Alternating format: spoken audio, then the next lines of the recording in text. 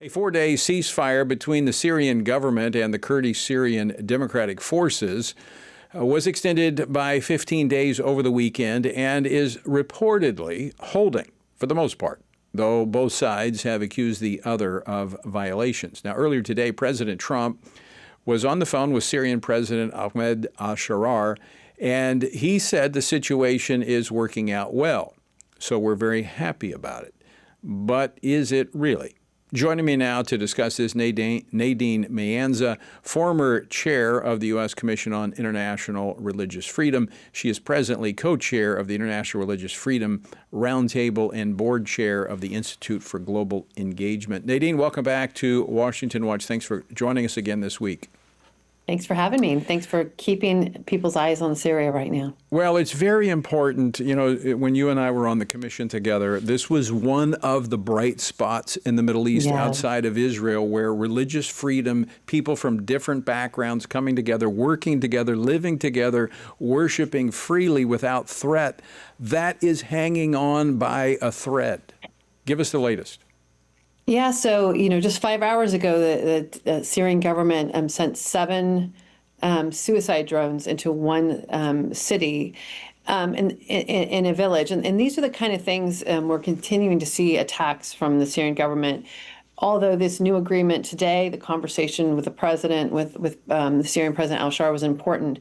But what's at risk is religious freedom. And as Congressman Stutzman said in December, bringing religious freedom into Syria is the only way the country will be fully stabilized.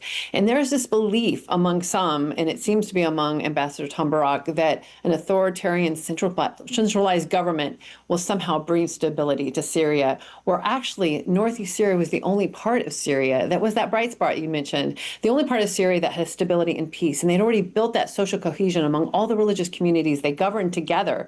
And we weren't seeing any community attack one another for the last several years, many years in northeast Syria. So now we're bringing in this other, the government from Damascus with a history of attacks against religious minorities, literally trying to take the Northeast by force and somehow pretending that they're bringing peace and stability to Syria in the process. Doesn't add up. And of course, who pays the biggest price? The Christians and the other religious minorities.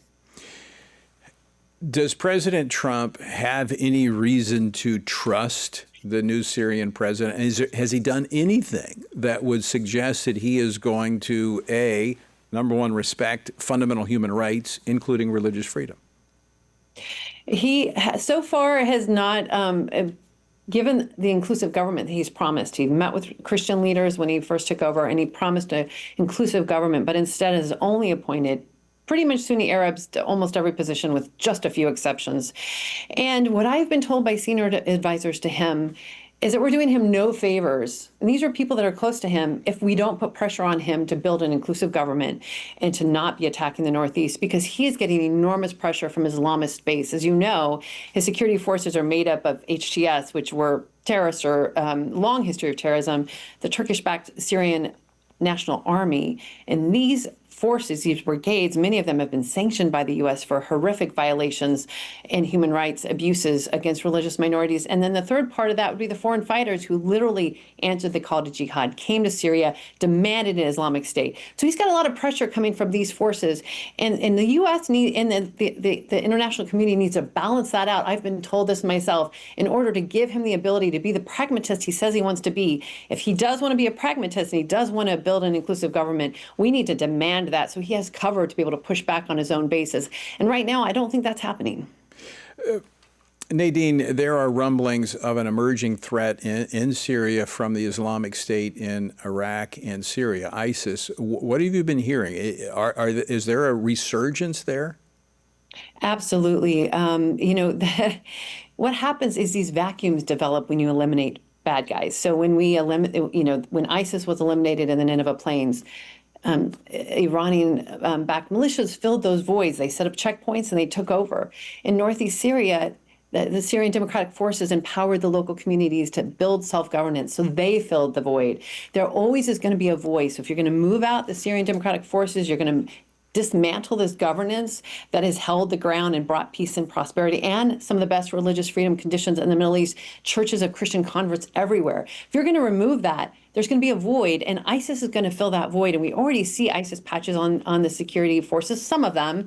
And of course, there was even a member of the Syrian security forces himself who was aligned with ISIS ideologically, like some of them are, who killed 2 U.S. servicemen and a translator in December. So we've already seen ISIS rising again. We have, of course, seen Al Hol camp filled with 30,000 ISIS families. The gates open. They are all let free. So this is a dangerous situation where we're actually this chaos and free Islamists, in addition to eliminating the one force that was stopping it, is a dangerous situation. A final question for you, Nadine. This is my take on this, that, and we see this a lot, that they'll just kind of step back and push the pause button until we stop watching, and then they'll move forward with what they were attempting to do. And so I think with the president making this phone call today, I think everything's kind of on pause.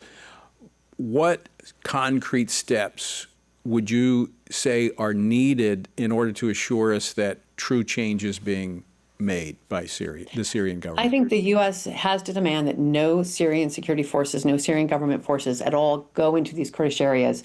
And that is an easy thing to watch and to know if it happened. Number two, I think we have to have local members be leading their own communities. We need Yazidis, Christians, all the Kurds to be mayors, to be administrators, to be part of those councils. Keep the governance they have built. They can integrate into the government that way. And there needs to be changes to the Constitution. These are all easy things to ask for. They're things I think could even be done if we demand them, because they need that balance, or they're going to end up being an Islamist authoritarian government. And the desire for them to want to be wealthy, somehow this idea that if we help them become prosperous, that they're going to become more like us. We tried that in China. It didn't work out so well. Work. That's not a good argument in Syria. Yeah, didn't work. Nadine, thank you so much. Thanks for staying focused on this. Always appreciate your insights and your commitment to religious freedom. Thanks for having me, and I appreciate the same with you. Really appreciate your voice on this.